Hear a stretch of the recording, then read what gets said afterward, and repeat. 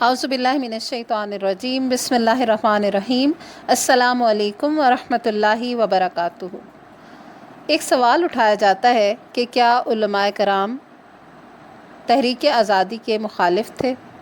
اس سوال کا تفصیلی جواب آج ہم دیکھتے ہیں۔ جب انگریزوں نے برصغیر میں اپنے ناپاک پنجے گاڑ لیے تو سب سے پہلے اس کے خلاف آواز انہی علماء نے اٹھائی اور قوم کو آزادی کا شعور دیا۔ شاہ ولی اللہ کے فرزند شاہ عبد العزیز نے فتویٰ جاری کیا کہ ہندوستان دارالحرب ہے۔ اس آواز نے ہندوستان میں تہلکہ مچا دیا۔ اس کی بنیاد پر سید احمد شہید اور شاہ اسماعیل شہید اٹھے، مسلح جہاد کیا۔ آخرکار اپنوں کی غداریوں سے دونوں بالا کوٹ کے مقام پر سینکڑوں مجاہدین کے ہمراہ شہید ہو گئے۔ یہ ابتدا تھی۔ اس کے بعد یکے بعد دیگرے علماء آزادی کا پرچم لے کر اٹھتے رہے۔ 1857 کی جنگ آزادی بھی انہی علماء کے فتووں کی بنیاد پر لڑی گئی۔ شاملی کے میدان میں جہاد کی قیادت حاجی امداد اللہ مہاجر مکی، مولانا قاسم نانوتوی، مولانا رشید احمد گنگوہی رحمہم اللہ وغیرہ علماء ہی کر رہے تھے، لیکن قدرت نے ابھی مسلمانان ہند کی آزادی کا فیصلہ نہیں کیا تھا۔ اس جہاد میں ظاہری ناکامی کے بعد 17,000 سے زائد علماء کو پھانسی دی گئی۔ وہ ہزاروں علماء ان کے علاوہ تھے جنہیں جانوروں کی کھالوں میں بند کر کے آگ کے اندر زندہ جلا دیا گیا۔ توپ کے دھانوں پر باندھ کر گولوں کے ذریعے سے ان کے جسموں کے پرخچے اڑائے گئے۔ سینکڑوں علماء کو کچے چونے میں دبا کر ان کے گوشت ہڈیوں سے الگ کر دیے گئے۔ انہیں کمر کمر تک زمین میں گاڑ کر جانوروں سے نچوایا گیا۔ اس وسیع پیمانے پر علماء کو تکلیف دی گئی اور یہ تکلیفیں انہوں نے صرف آزادی کے لیے حاصل کی۔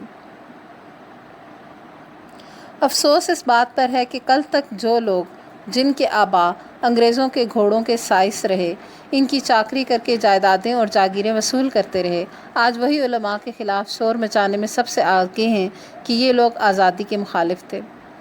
اور پھر 1857 کی جنگ آزادی کے بعد اٹھنے والی تحریک ریشمی رومال، تحریک خلافت، تحریک موالات جیسی تمام تحریکوں کی قیادت مولانا محمود حسن، مولانا حسین احمد مدنی، مولانا عبید اللہ سندھی، مولانا ابوالکلام آزاد، مفتی کفایت اللہ اور مولانا محمد علی جوہر جیسے حضرات کے ہاتھ میں رہی۔ انہوں نے ہندوستان سے لے کر مالٹا تک کی جیلوں کو آباد کیا۔ یہی وہ تحریکیں تھیں جنہوں نے دہلی میں فرنگی اقتدار کی گرفت کو کمزور کر کے رکھ دیا اور فرنگیوں کے لیے برِ صغیر کو غلام بنائے رکھنا مشکل ہو گیا۔ جب قیام پاکستان کی تحریک چلی، اس میں بھی علماء کے کردار کو فراموش نہیں کیا جا سکتا۔ اگرچہ بعض علماء مسلم لیگ کے تحریک آزادی کے طریقے سے اختلاف رکھتے تھے، ان کا نقطہ نظر یہ تھا کہ متحدہ ہندوستان میں رہ کر اسلامی نظام کو فروغ دیا جائے۔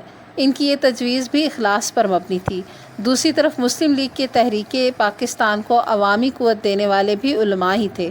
تحریک پاکستان میں جہاں ایک طرف محمد علی جناح کی ولولہ انگیز قیادت، کوشش اور جدوجہد تھی، تو دوسری طرف علماء کرام کی انتھک محنت، مسلسل کوشش، طوفانی دورے، شعلہ نوا تقاریر اور روحانی طاقت اور کرامت تھی۔ اسی طرح اللہ تعالیٰ کے فضل سے پاکستان بنا۔ میری مراد ان علماء اور زعماء سے مولانا اشرف علی تھانوی، سید انور شاہ کشمیری، مفتی محمد شفیع، مولانا شبیر احمد عثمانی، مولانا ظفر احمد عثمانی اور پیر مانکی صاحب ہیں۔ علماء کی ان کاوشوں کے اعتراف میں مشرقی پاکستان میں مولانا ظفر احمد عثمانی اور مغربی پاکستان میں مولانا شبیر احمد عثمانی کے ہاتھوں پہلی پرچم کشائی کرائی گئی اور مولانا شبیر احمد عثمانی کو پاکستان کی پہلی آئین ساز اسمبلی کا رکن منتخب کیا گیا۔ کیا ان سب حقائق سے آنکھیں بند کر لی جائیں اور علماء کو آزادی کا مخالف قرار دے دیا جائے؟ یہ کہیں کا انصاف نہیں کہ جنہوں نے آزادی کی خاطر اپنا سب کچھ لٹا دیا وہ تو آزادی کے مخالف ٹھہریں، جبکہ انگریزوں کے وفادار سردار، نواب، وڈیرے اور سر آزادی کے ٹھیکیدار قرار دیے جائیں۔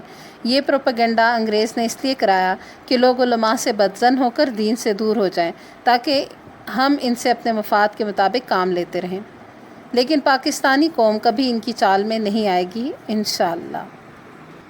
اور حقیقت یہی ہے کہ اسلام کے نام پر حاصل ہونے والے اس وطن میں سبھی مسلمانوں کی خوشیوں کا حصہ ہے۔ وآخر دعوانا ان الحمد للہ رب العالمین۔ السلام علیکم ورحمتہ اللہ وبرکاتہ۔